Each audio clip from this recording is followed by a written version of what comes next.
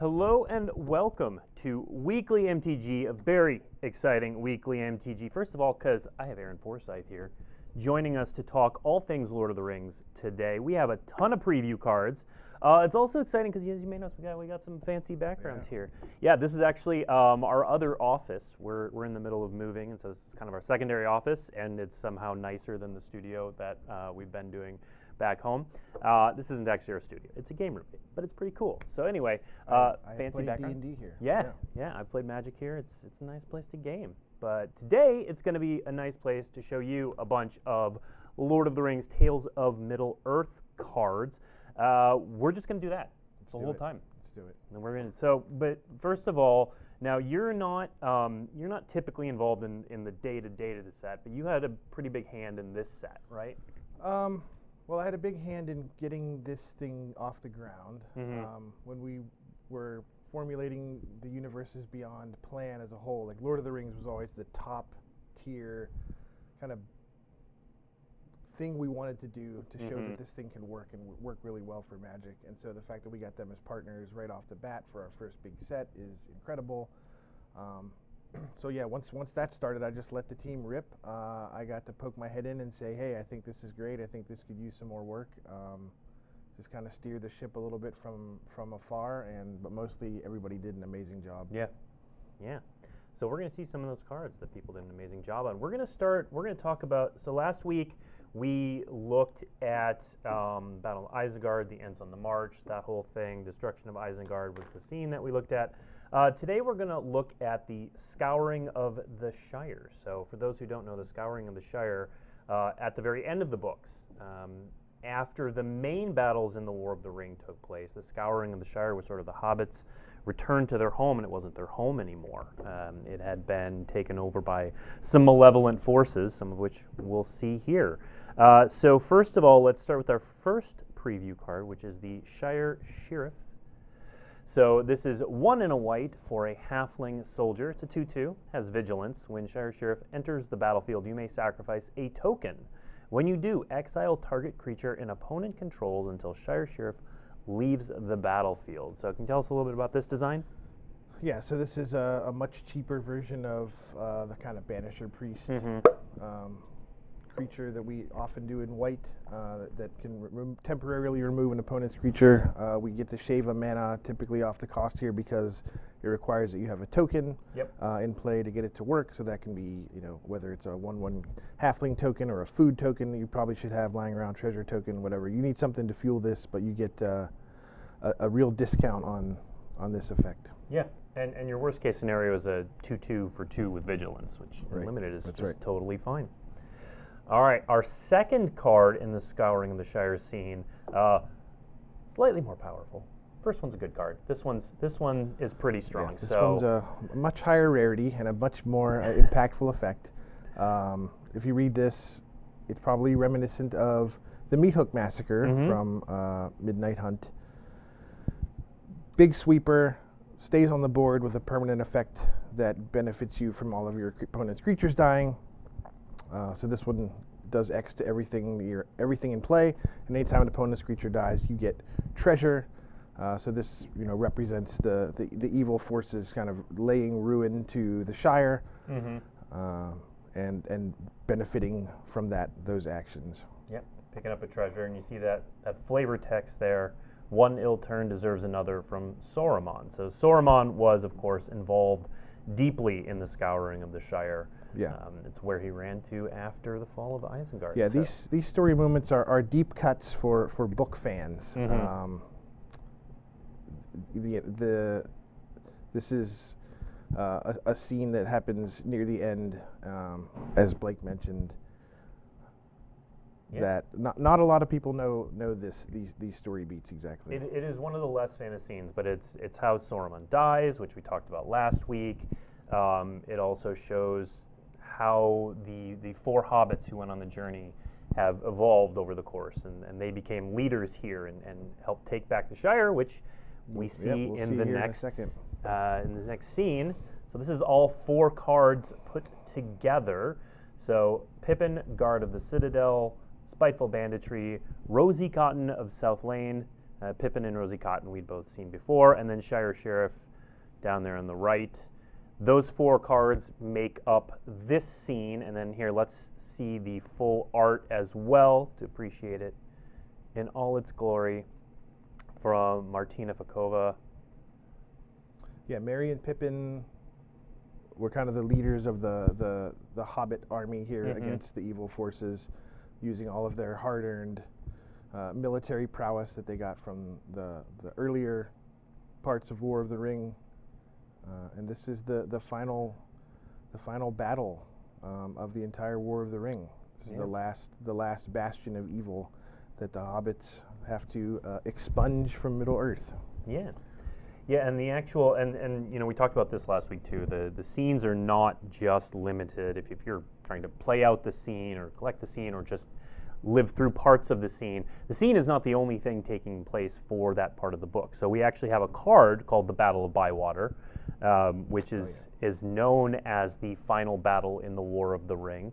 So this is 1 white and a white for a sorcery. Destroy all creatures with power 3 or greater. So not hobbits, basically.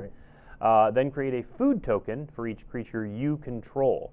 And you see that flavor text there, again, filling in what's happening in the story. The Tooks marched in with Pippin at their head.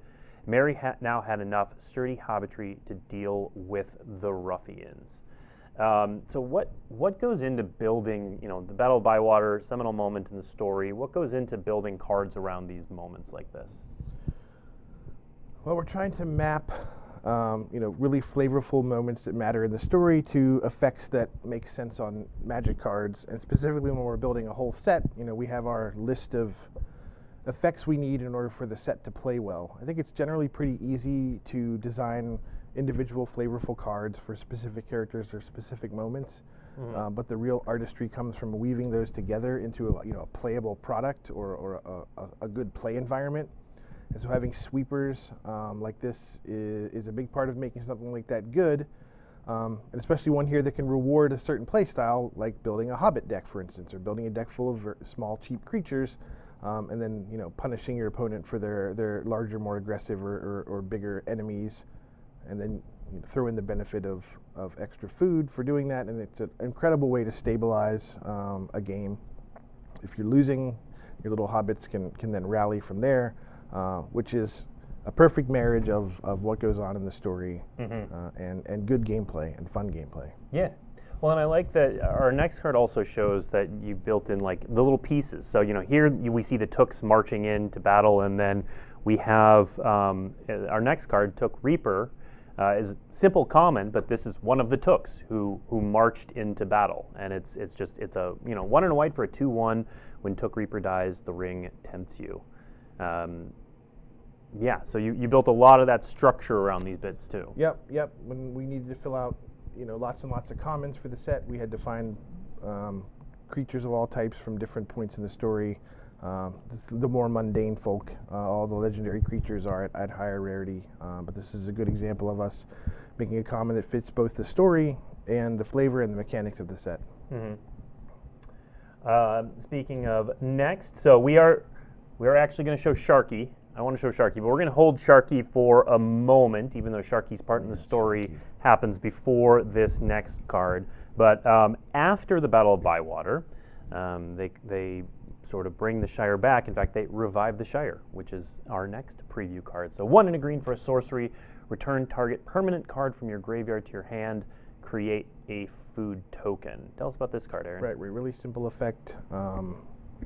Done it in green many times. The food is kind of a nod to the Hobbit themes throughout the set, and this shows the party tree where Bilbo's birthday took place, kind of regrowing after the devastation of the Scouring, and just a generally useful card and a clean common. All right, slightly less clean is our next card, but very cool. So Sharky, Tyrant of the Shire. I'm going to read this first and then give a little background on Sharky. Again, people may not be familiar with this portion of the story. But 2, a blue and a black for a legendary creature Avatar Rogue. People may notice that the Luvatar, the wizards, have that Avatar type line, so that's a hint if you aren't sure who this is. But activated abilities of lands your opponents control can't be activated unless they're mana abilities. Sharky, Tyrant of the Shire, has all activated abilities of lands your opponents control except mana abilities.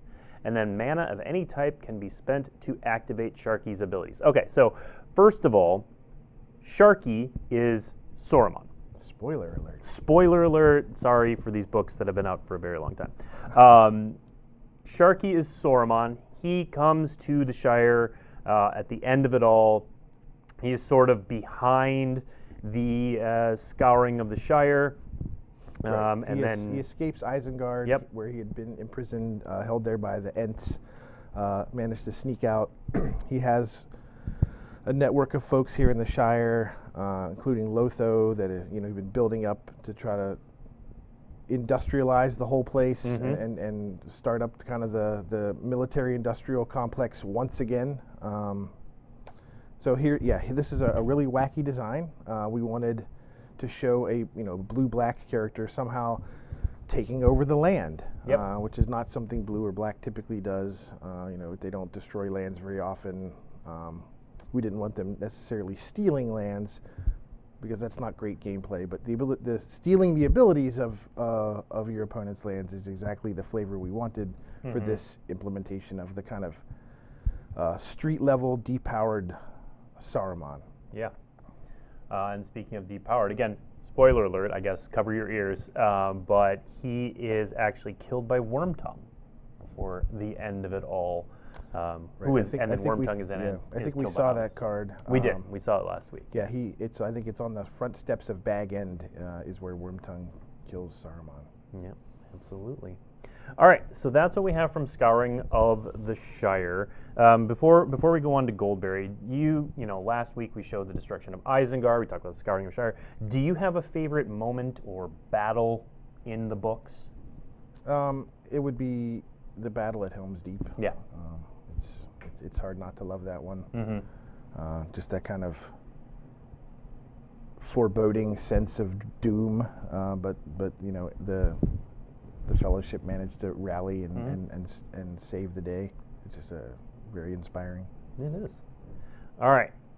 For our next card, some people in chat already pointed this out. It says Goldberry at the bottom. So way back when, we revealed Tom Bombadil as one of the first cards in the set. And Tom Bombadil was a home run. I relayed this story before, but when I was talking to Mike Turian about the set, I was like, I'm kind of excited about it. I haven't looked at any cards. He was just, and this was digitally, he was just kind of like, here, and just showed me Tom Bombadil. I was like, all right, I'm sold.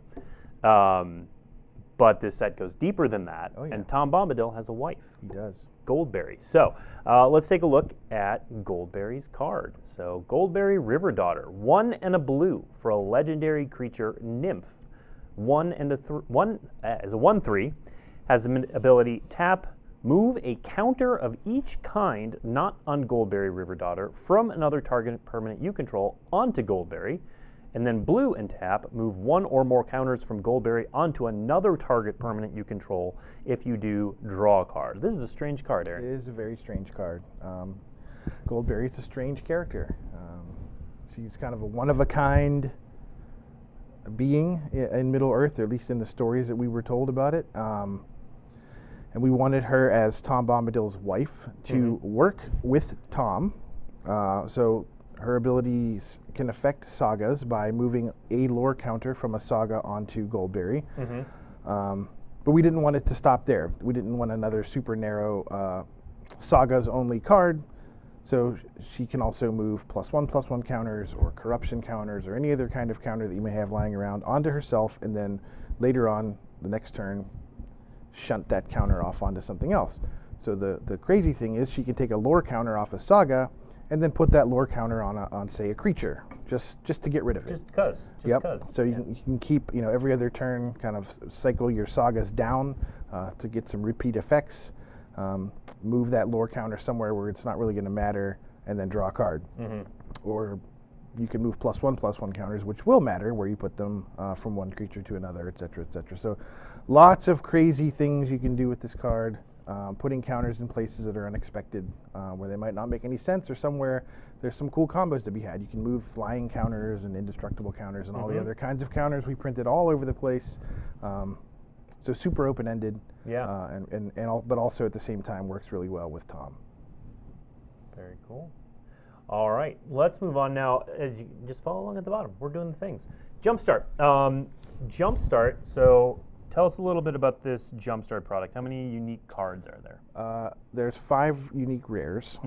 So this product is a great way to get people to start playing if they're not into building decks or they don't want to play Commander, but they want to get, hit the ground running with a kind of customizable, unique experience. So there's a packet for each color that plays into the themes of the set, and each one has its own unique face card that shows up only in the Jumpstart product. Okay, and they're all Lord of the Rings cards? All of it, 100%, top to bottom, Lord of the Rings. All right. Well, let's take a look at the 5 unique rares. The first one is Saradoc, Master of Buckland. So 3 and a white for a legendary creature, halfling, citizen, a 2/4.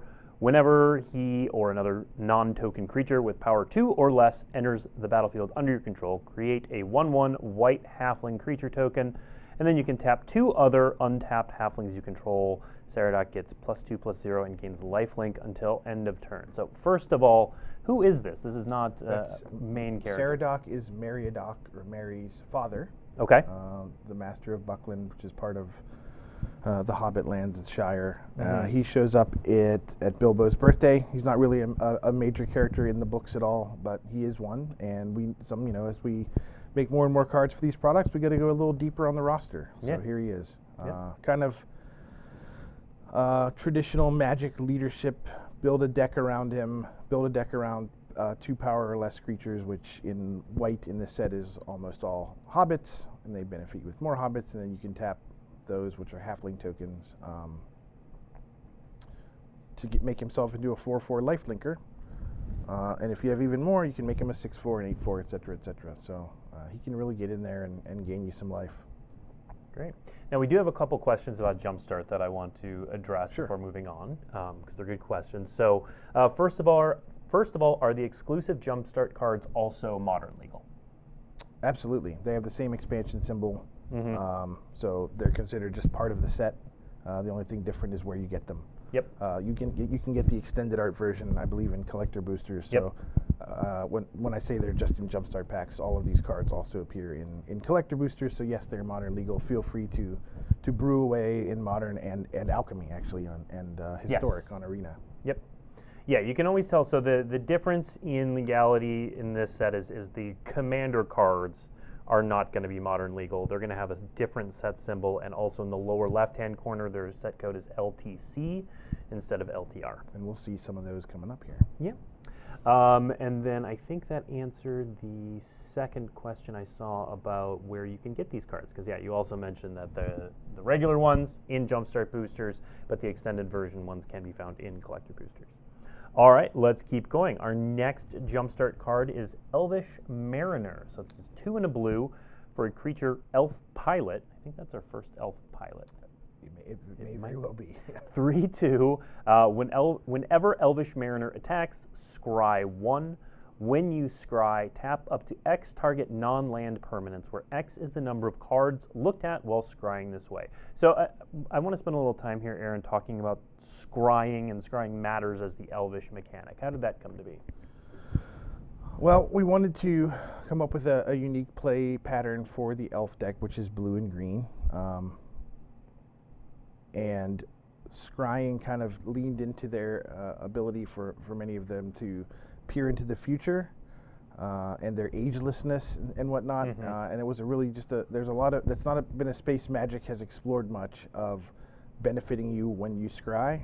And it just fit really well onto cards like Elrond, Galadriel, etc. And so we built a support network around other cards that care about when you scry.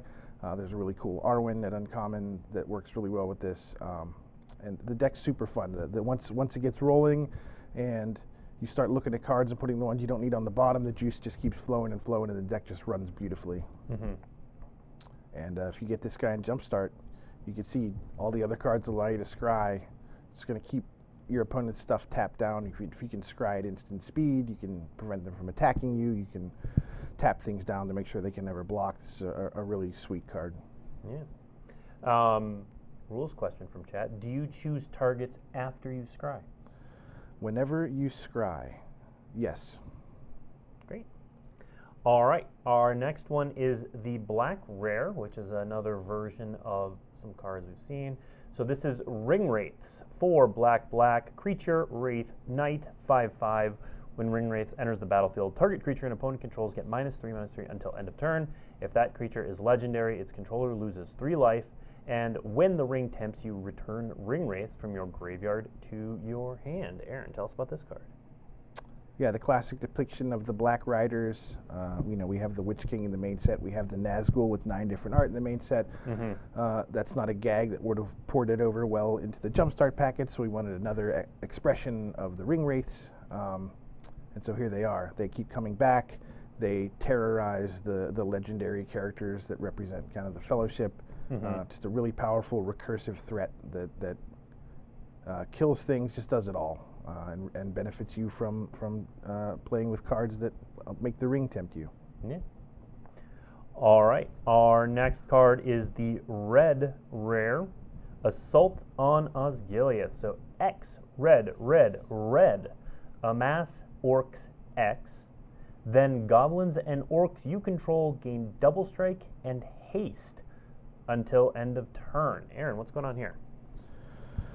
So Osgiliath is kind of the continuously besieged former capital of Gondor, and as we encounter it in the story, the forces of evil are constantly attacking it. So here we are with the card that represents that. You can make a gigantic orc army, and then all of your orcs and other goblins just come over and pummel your opponent for tons and tons of damage. A really explosive finisher. Right, for like 7 mana, for instance, you have 4 power haste double striker, in addition to giving everything else double strike as well. So watch out for this one if you're playing Jumpstart. Very cool. All right, our last one is another of those deep cuts. This is Eleanor Gardner, 3 and a green for legendary creature, Halfling Scout, 2/4. When Eleanor Gardner enters the battlefield, create a food token. At the beginning of your end step, if you sacrificed a food this turn, you may search your library for a basic land card, put that card onto the battlefield tapped, then shuffle. So it kind of turns your food into rampant growth. Who is this?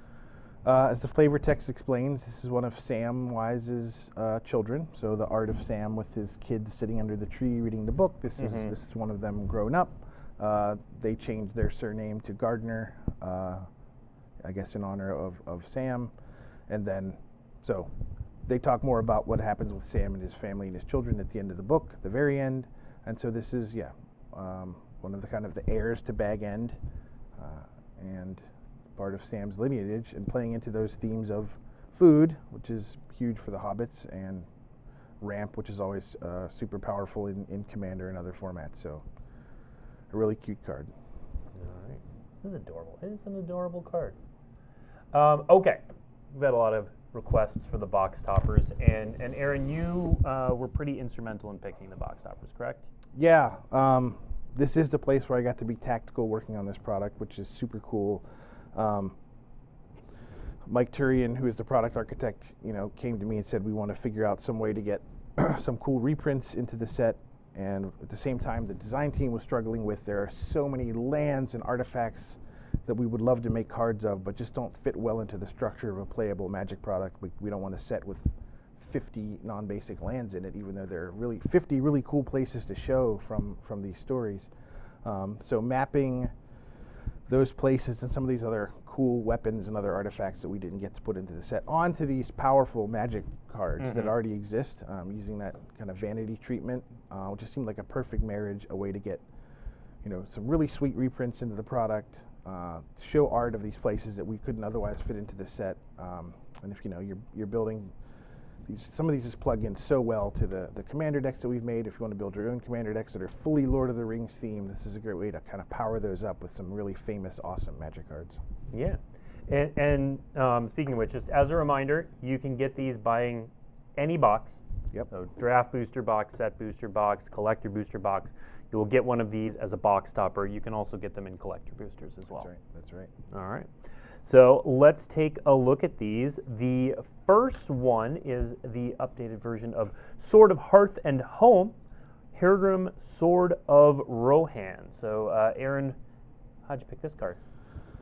Well, as the lead of Modern Horizons 2, I was looking to see if I could sneak a few of those cards into here, and this was a good fit. This is Theoden's sword, the king of Rohan. Now, in the story, that sword is not really a magical weapon with awesome powers, but hey, this is Magic the Gathering. Of course, our cool weapons are going to do cool things. So it's one of the most beneficial swords we make, as opposed to kind of destructive, which a lot of our sword designs are. This one's very beneficial. Uses it to protect his people. It was just a cool fit. Yeah, absolutely. And as you said, yeah, that was King Theoden's sword. He died with it in his hands at Pelennor Field. I have all these cool facts in here. If anyone has questions, they will not go to waste. All right, the next one is the new version of Sword of the Animist, also known now as Ring of Barahir. So, Aaron, what is the Ring of Barahir? Let's see. It's the ring that Aragorn wears that represents him as what a man of Numenor. Yes, the King of Numenor, the king, heir of Numenor. Right. And he ends up passing this on to Arwen. Just a really famous heirloom that gets passed down. And again, maybe it doesn't have magical powers in the book, but it's a really cool. This is a really fun equipment that gets tons of play. Another very beneficial, kind of good feeling card, and it mapped well to this relic. So how much did you talked about, you wanted to get an MH2 card in there.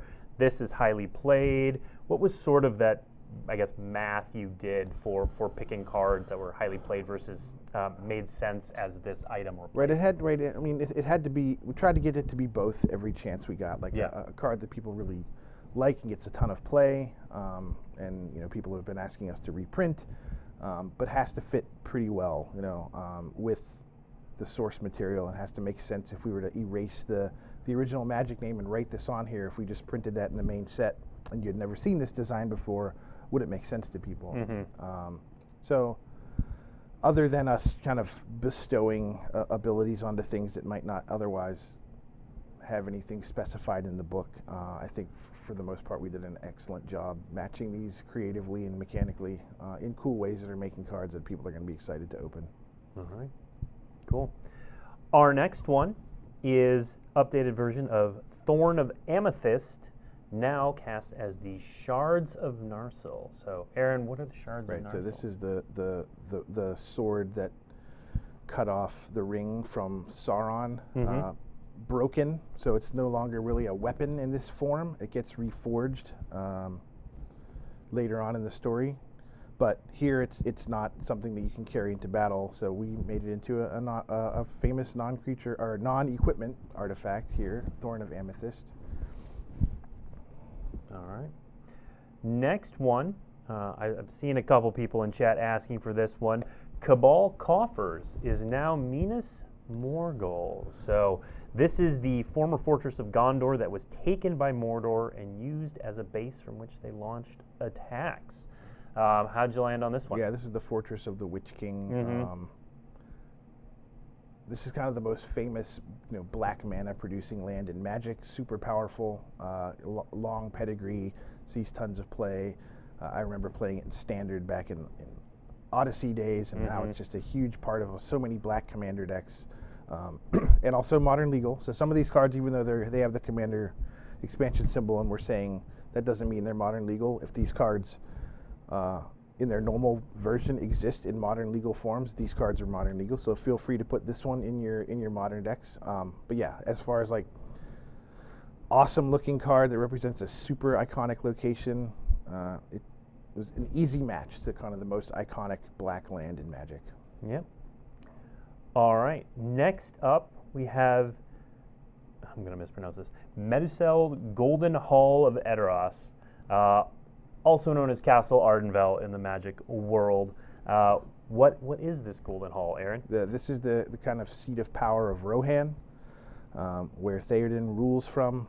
It's just an awesome building there in their capital city, which is Edoras, and so it produces humans, which is as Rohan is the stronghold of humans here in Middle Earth. All right, we've got a couple of spicy lands coming up. These are some pretty strong ones. We're going to start with an updated version of Gemstone Caverns, known as the Glittering Caves of Aglaron. Yep. These are the caves that they take refuge. The citizens of Rohan take refuge in during the Battle of Helm's Deep, and then Gimli comes back and kind of becomes the ruler of these after the story concludes. And it is a gemstone cavern. So this was another one where it's like, wow, what a perfect match creatively to a well-known Magic card. And here it is in all its beauty. Yeah, some of these just fit perfect. Right, some of these you're like, yeah, this could be an interpretation of this, and others it's just this is it. Yeah. The next one, very popular land that has seen plenty of play over the years, Horizon Canopy, now known as Bag End. Bag End. What is Bag End, Aaron? Bag End is Bilbo and Frodo's home in the Shire. So this one's a minor stretch. It was a great fit, though, from my perspective, in that it's green and white, so that's the Hobbit colors through and through. Yep. And then in the story, when Frodo goes to leave to head to Rivendell, he sells it. And so that's what you can do here, cash it in for a card. You can sell Bag End yourself once you no longer need it. Good. All right, next one. I saw someone in chat asking for this one. So we have the White Tower of Icthelion, also known as Caracas. Tell us about this one, Aaron. Yeah, this is just the spire at the top of Minas Tirith. Famous white land, actually, like so powerful that it's banned in Commander. It still sees a little bit of legacy play. Yep. So yeah, I love this card here. Staple in Canadian Highlander. Oh, I couldn't get through a show without mentioning Canadian There Highlander, you go. but it's a staple in that format. Mention it every time. Next up, we have another popular one in Commander. This is an updated version of Core Haven. This is Osgiliath Fallen Capital. Tell us about this, Aaron. Right, so we mentioned Osgiliath earlier. It's the former capital of Gondor that's constantly trading hands as it's besieged by the forces of Sauron and then recaptured by Gondor and so on, back and forth. So to represent that here, Core Haven was cool because it's a white aligned land. It no longer produces white mana. It doesn't produce white mana, so that's kind of the fallen part of this. Oh, but nice. It's very combat oriented. It's kind of a version of Maze of Ith. It can prevent a creature from attacking you, which is what the Gondorians are doing most of the time they're here, trying to prevent themselves from being attacked. Yep. All right, the next one, I love the flavor on this one. So this is an updated version of Mouth of Ronan, but it is Redhorn Pass. And so for those who don't know, Redhorn Pass is where the Fellowship tried to cross, but they were forced to turn back due to harsh weather and falling rocks. Right, so here it is, a snowland. This is kind of the most utilitarian snowland that has use index that aren't just fully snow. It deals damage to creatures, so that's showing the kind of treachery that the Fellowship encountered as they came through here. I think it's also called like the Gap of Caradhras, for those who have read the books more recently. But yeah, so they had to turn around from here and ended up going through Moria. I thought it would be really cool to figure out a way to get a snowland in here, and this was the best way to do it. Yeah, absolutely. All right, you were telling me about the flavor behind this next one beforehand. It's fantastic. So this is Aboral, Palace in the Clouds, now known as Buckleberry Ferry. Yeah, I love this particular marriage of function and form. You can return the ferry. Like, that's just what a ferry does. It goes back and forth. So you can return Buckleberry Ferry to its owner's hand. This card has kind of it's a obscure card, but one that shows up in a lot of, I guess, CEDH decks or other high-powered Commander decks. Really niche functionality, but pretty powerful under the surface. So, and I just love this art. It's so homey and evokes the story so well, and this is just a beautiful. Is that Bill the Pony? That is. That's Bill the Pony. Bill the Pony. He shows up in unexpected places. Love Build a Pony. All right. Next up, we have Inn of the Prancing Pony, also known as Pillar of the Perrunes. Right, so this pony is not Bill, unfortunately. This is not Bill, no. This is the inn in Bree, where they meet Strider, a.k.a. Aragorn, for the first time. Mm-hmm. And this, just a great utility land. If you're building a deck with all these legendary characters, many of them are multicolored, so this was a cool way to let you have all of those cards in the same deck. There were some cool standard decks revolving around this card back in the day, and so here it is again. All right. And then we've got 3 more lands to look at. The next one, another multicolor land. This one, very well known, Reflecting Pool, also very much appropriately, is Henneth Anun. Yeah, so this was the pool where Faramir captured and ended up interrogating Sam and Frodo. Gollum kind of desecrated this sacred place, which almost got them in some real trouble. Mm-hmm. But as far as, again, another perfect match of what this is onto the Magic concept, it is a reflecting pool. It's a sacred pool for the Rangers, and a very powerful card that sees a ton of play. So here it is. All right. And then 2 left. You mentioned Helm's Deep as your favorite part of the books, and so we've got to have a Helm's Deep in here, and here it is in Shinka, the Blood-Soaked Keep. How'd you match these 2 up? It's a keep. Rohan is red and white in our card set, so finding a land that fit those colors is awesome. It benefits legendary creatures, as we know. Aragorn and Theoden and all these other legendary creatures kind of had one of their finest moments here in this battle. Really easy land to slot into so many commander decks that are red. It's kind of free, powerful legendary land that can make your commanders really hard to block, and that's just a great card.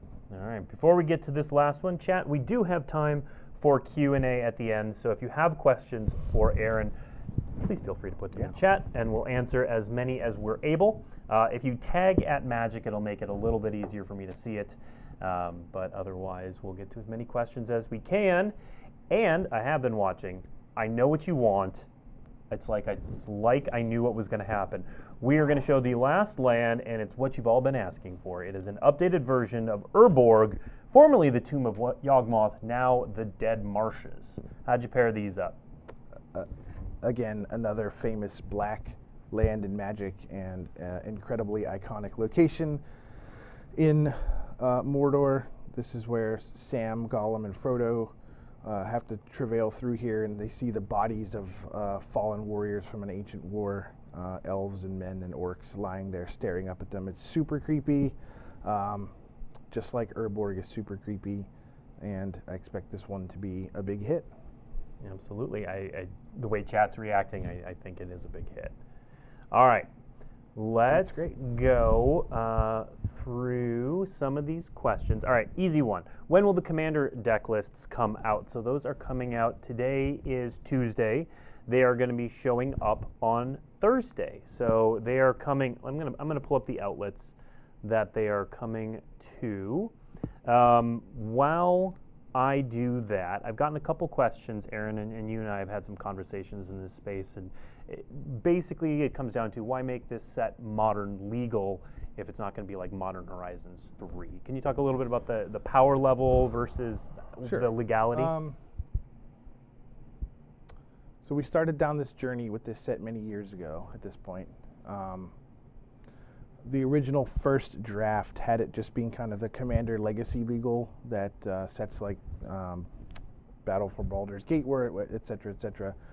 But the more we worked on this, the more we felt like, well, why wouldn't we want as many people as possible to engage with this and give them as many places to play with it as possible? Especially we're going to have newer players coming in. They're going to want some format that maybe isn't multiplayer. It just seemed like a product that we could do a lot of cool things with. Mm-hmm. And let's broaden it out and open it up to as many people as possible. Modern is incredibly popular format. So it's more of just let's give you places to play these. Let's make them legal as many places as we can without, I saw a lot of comments about there being fear that this is going to be another Modern Horizons set that's going to totally upend the metagame. That was never the goal here. The goal is to make cool, flavorful cards that affect all the formats they're legal in some way. So there are some cards that are certainly meant for Modern, just like there's a lot of cards meant for Commander, and who knows, I'm not certain, but I bet a few of these show up in Legacy as well. They're certainly fun in just building decks around Lord of the Rings themselves. The limited format's incredible. So yeah, we just wanted to open up the aperture for where these cards could be used, and whenever we want to upend Modern again, if that's our goal, there are products that, perhaps another Modern Horizons in the future that would do something like that, but that was never the goal for Lord of the Rings or other Universes Beyond sets. Okay. Follow-up question from someone: why not make it standard legal then? That's a great question.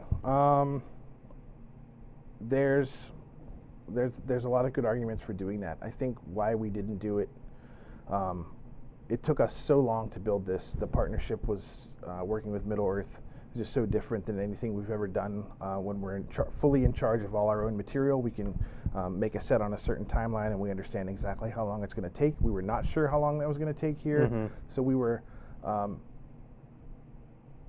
not fully on board with putting this in standard when we weren't sure we were going to get it done in time, or we were going to get all the approvals done in time. So I don't know. It's worth revisiting the legality of Universes Beyond booster sets in the future. I think if I could go back in time, maybe it would have been worth having that conversation again. But I think it would have been a cool addition to standard, honestly. Yeah. Yeah. And also, we love hearing that feedback too on both sides. Yeah. I'm sure that there are people out there like, no, I'm glad this is Modern legal, and they're not speaking up because they already got what they want. But I will say I'm certainly happy that we made it legal in Alchemy. That's kind of an experiment. Yeah. It's a little more powerful than the sets we're typically putting out in standard, so it may have an outsized impact in Alchemy. Wait and see, but it does give you a way to play it in a smaller format on Arena right away. So we have the whole limited environment, the draft format on Arena. Looking forward to that personally. I'm going to be spending tons and tons of time drafting the set on Arena, and then you get to play, build some decks, some cool, elf decks, orc decks, fellowship decks, or whatever on Arena, and play them in Alchemy. Yeah. To follow up on the Commander precons, so on Thursday you will be able to see the Commander precons coming out, full lists, previews of everything coming from Star City Games Versus, MTG Mudsta, Commander at Home, who's doing their first full deck preview, and Command Zone are going out kind of hourly throughout the morning. And I'll say, much like the Warhammer 40,000 decks, these decks are completely 100% Lord of the Rings art.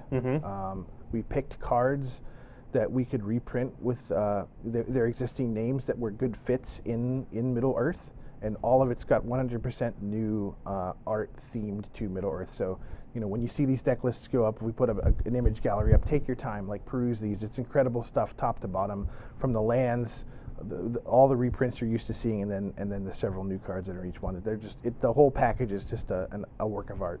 Yeah, yeah, and it's we were talking about that with the box toppers and picking the reprints and how they go with the art. I think there's a lot of really cool pairings as well for a lot of the reprints as well. Yep. So look for that on Thursday. Why no Planeswalkers in the set? We actually had some in there at the beginning. We had a few characters that we had identified and said they would be Planeswalkers, but ultimately we decided that we like Planeswalkers kind of as a core pillar of Magics, and I guess we can broaden that a little bit more to Wizards of the Coasts. What is our intellectual property about? What is Magic world building and cosmology about? It's about Planeswalkers. We did bend that a little bit when we went to D&D, but hey, there are down the hall brethren, and it seemed like a fine fit. But we would like to mostly reserve the idea of Planeswalkers as something that is unique to Magic, and something that when you can get in Magic sets that are themed around Magic world building, but they're not what Lord of the Rings is about. They're not what Warhammer is about, et cetera, et cetera. Makes sense. This was a good question. For the people who worked on this set, for the design team, for the development team, were they picked based on their enjoyment of Lord of the Rings, how familiar they were with the property? How did that work? Yeah, so whenever we're doing Universes Beyond, a new project, we put out a call to all the designers and even folks outside the design team that work elsewhere in Wizards and find the subject matter experts, the kind of super fans that live and breathe this stuff. And we typically try to make at least half the people working on the set those kinds of people that are going to understand every detail and know when something's not quite right or what line of text is going to perfectly capture something. We'll then fill the team out with just kind of more generalist, magic folks that I think it's good to have a counterbalance of like, well, I don't know what this means. I don't know who this character is, and this card just seems like nonsense to me. And try to get a marriage where both parties walk away happy. And then we just have our limited experts that can help tune up numbers and things like that. So the bulk of the set and every part through the process is super fans of the partner IPs. Filled out the team with some generalists and some skeptics, I'll say, that help us keep us honest when we're designing cards. Yeah. All right, I think I can answer a couple of these questions quickly. Is this all the box toppers? Yes, that was the remainder of the box toppers that we did today. Will there be more secret layers? I believe we've revealed all of the Lord of the Rings related secret layers that we're announcing. Why was there no where to find article? So typically we do an article that is where to find all the previews, and then it gets updated as we go along. In short, that article wasn't getting as much traffic as you would think. People weren't using it as a reference as they went along. They kind of looked at it, found if their favorite person had a preview or didn't, and that was kind of the extent of it. And so it didn't get as much traffic for as much work as was going into it, but that doesn't mean where to find is going away. We're looking for basically a better way to do that. What's a more useful way to get the word about where to find previews, and we just kind of fell into that space right here where we were still trying to figure that out. So where to find will be back in some form or fashion in the future, but we don't know what it'll look like. All right. Aaron, back to you. So one of the cards we looked at today was Battle of Bywater. Yeah. We just released a set with the new card type Battles. So why no battles are a big part of Lord of the Rings, Helm's Deep, Destruction of Isengard. Why no battle card types in the Lord of the Rings? I think that's more of a function of the timing of how March of the Machine and this set were put together. The timelines on Universes Beyond are much different than normal Magic sets, based on us having to show everything we're doing to Middle-earth or whoever our partner is. So this set was kind of wrapping up its set design earlier than March of the Machine was. We hadn't even figured out battles were going to be battles.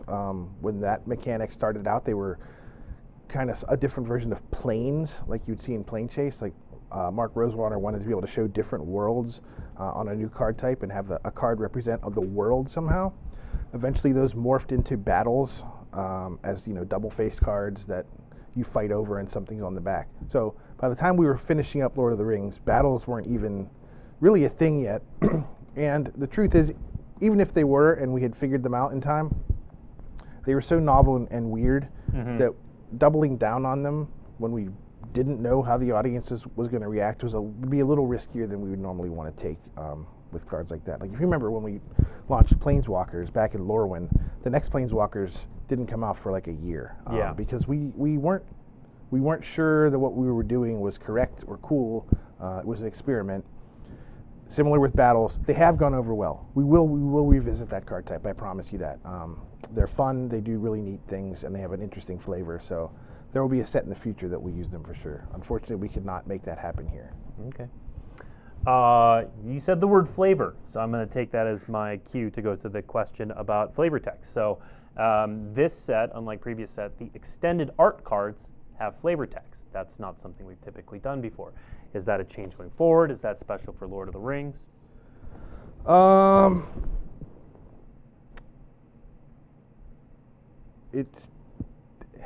trying to remember if we codified this. I believe we have codified this for Universes Beyond in particular.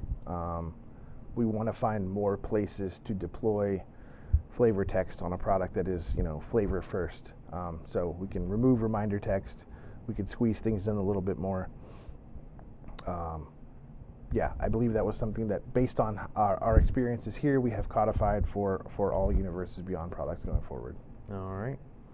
We're also getting questions about the holiday release. So I'll say right now, we are going to have more information about the holiday release at a future date. I think we're going to talk a little bit about it in MagicCon Vegas, if I'm remembering correctly. I might be off on that, so take that with a grain of salt. But I believe we're talking about it next then. We'll show off some cards then. There may be some other places where you see some stuff from that. But the one question I did think that was good to answer. So is the holiday release reprints from the set or new cards? A little bit of both. There's a thing called scene boxes that are new cards. There's some new cards going into a Jumpstart refresh. But there's also a lot of the stuff that's in the current set being reprinted. Cool. I don't want to give away too much. It's a really different kind of product. I think you guys are going to like it. But we have plenty to get excited about right now, yes. long before the holidays. Yes, we do. It's more a function of we have to talk to our distributors and let them know, and so all that information is out there. But we'll be talking more about that stuff, and it's very cool as we get closer.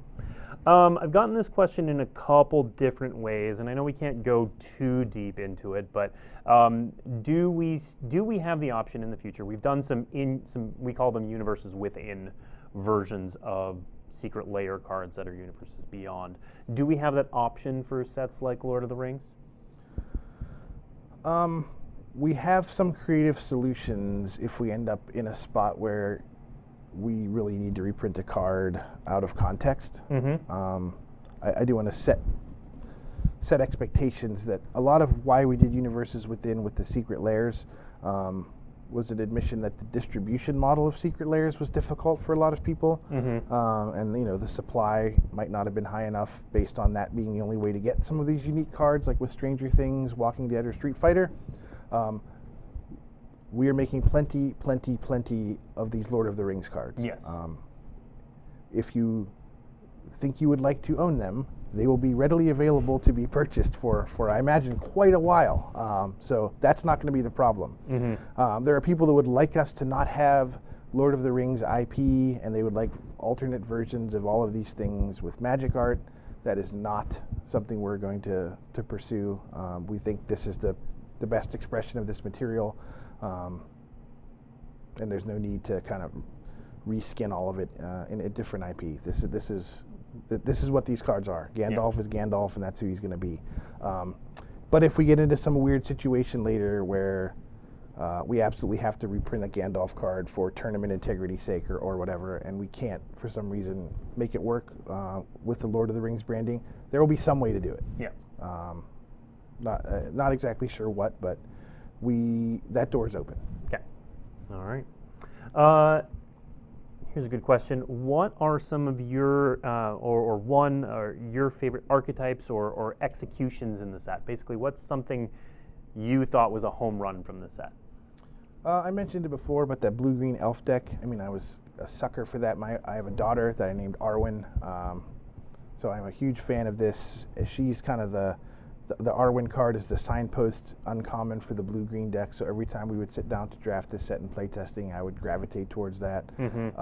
I created the mechanic Scry back in my very early design days on 5th Dawn, so it super speaks to me on so many personal levels as an archetype, but just the gameplay of continuing to find all of your good cards, and your deck just works like a well-oiled machine. I love that so much. There's been a lot of talk about the ring tempts you and how that plays, and it not being enough downside or whatever. And I get that's everyone's first inclination when they hear about us making a mechanic based around the one ring. We tried that. We really did. We tried every iteration of that possible.